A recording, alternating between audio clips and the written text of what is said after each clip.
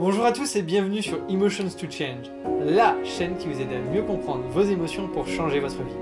Je m'appelle Gilles Gressel et aujourd'hui je vais vous parler d'un sujet qu'on m'a demandé d'aborder, le syndrome de l'imposteur. C'est quand quelqu'un qui a les compétences se sent comme étant un imposteur dans son travail ou dans un milieu compétitif. Il a l'impression de ne pas être à sa place et de ne pas mériter son salaire ou sa position. Ce syndrome touche aussi bien les hommes que les femmes et on peut considérer qu'environ 70% des personnes seront concernées à un moment ou à un autre dans leur vie. Alors si vous êtes touché par ce syndrome, ou en tout cas que vous en avez l'impression, la première chose que je vous invite à faire, c'est de regarder toutes vos réussites, de regarder pourquoi vous vous retrouvez à la place que vous êtes. Est-ce que vous êtes certifié? Est-ce que vous avez des diplômes? Est-ce que vous avez démontré par le passé des compétences qui vous ont amené à ce poste-ci? Il est fort probable que si vous êtes au poste que vous occupez, c'est parce que d'autres personnes ont vu certains talents chez vous. Des talents que peut-être vous-même n'avez pas pris en considération, dont vous n'avez peut-être pas conscience vous-même. Et je vous invite vraiment à en prendre conscience que vous n'êtes pas là pour rien. Ensuite, n'hésitez pas à demander à ces personnes pourquoi elles vous ont amené à cette position-là. Elles ont sans doute vu des choses en vous que vous n'avez pas vu vous-même. Maintenant, n'hésitez pas à demander à vos amis, à vos proches, aux personnes sur vos anciens postes de travail, quelles qualités vous avez qui font que vous êtes tout à fait à votre place. Ensuite, je vous invite vraiment aussi à ne pas vous comparer aux autres pour vous dévaloriser. Oui, il y a toujours des personnes qui font mieux. Il y a des personnes qui font différemment aussi. Il n'existe pas qu'une seule manière de faire un travail. Et selon vos valeurs, selon ce qui est important pour vous, il est possible, il est fort probable même, que vous fassiez les choses différemment de d'autres personnes. Et c'est peut-être la raison pour laquelle vous êtes exactement à votre place. Il est fort probable aussi que vous soyez en début de votre carrière sur ce poste-là. Donc, ne vous exigez pas d'avoir des compétences que vous pouvez développer en 2 ou 3 ans, dès le début de votre travail.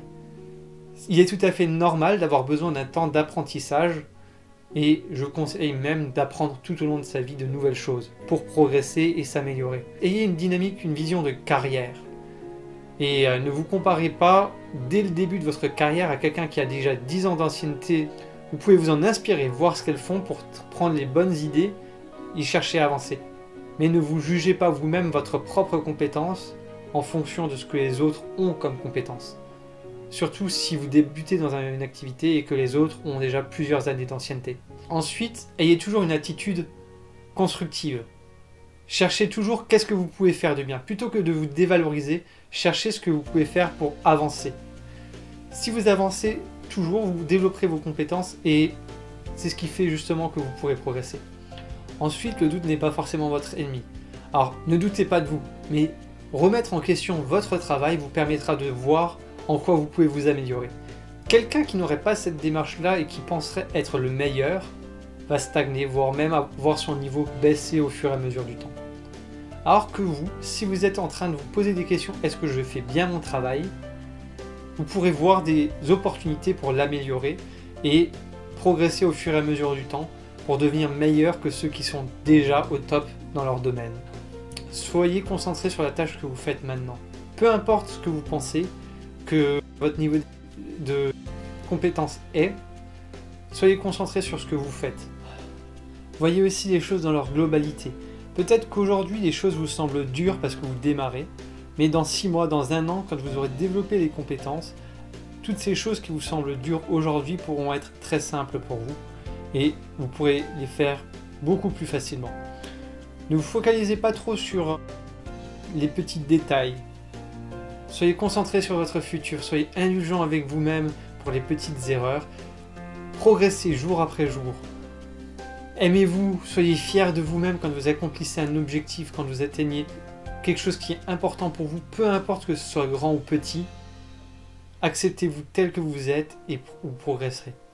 Vraiment, soyez indulgents avec vous-même. Si vous êtes ici, c'est qu'il y a des raisons et vous êtes tout à fait à votre place, vous êtes légitime, vous n'allez pas vous dévaloriser et concentrez-vous maintenant sur l'avenir, sur progresser, sur ce que vous pouvez faire pour aller de l'avant, pour apprendre de nouvelles choses.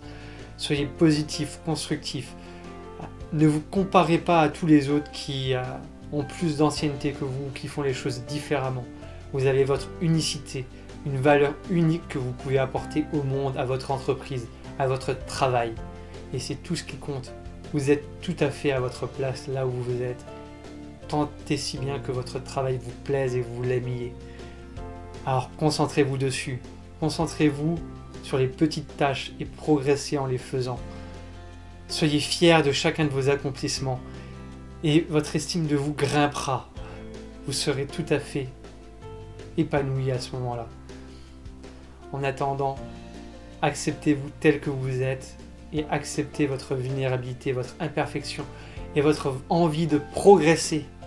Car c'est ça l'important, le vouloir progresser. J'espère que cette vidéo vous a plu. Si c'est le cas, n'hésitez pas à la liker, à la partager et à vous abonner à la chaîne. Dites-moi dans les commentaires ce que vous avez pensé, ce que vous en avez pensé.